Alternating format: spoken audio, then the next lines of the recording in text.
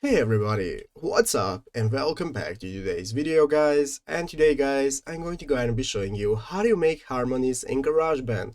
This is a very simple thing to do, so make sure to watch this quick and easy video till the very end, follow my steps correctly so you can make sure this works the same for you and you can do this yourself.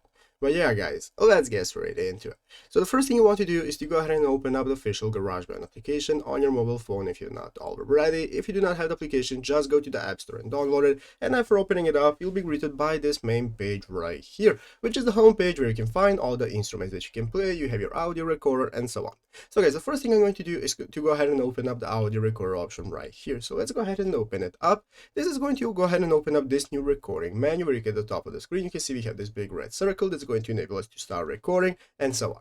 So basically guys, in this main circle right here in the middle, I'm going to click the OK button, and this is now going to go ahead and give me the option to add effects to my tracks and vocals that I'm recording. So you can see here we have a lot of options. We can just go ahead with a clean option. We can even add extreme tuning to manage our pitch and so on. You have a lot of options to record with right here. This can be your first step to harmonizing.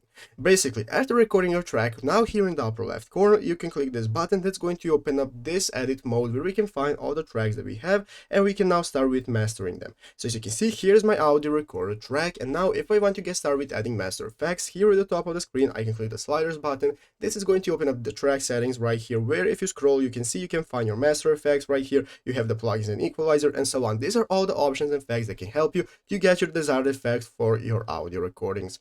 But yeah guys, basically that is how to do it. So I hope this video was helpful. If it was, make sure to leave a like, subscribe to the channel. So you guys, thanks for watching, take care and bye.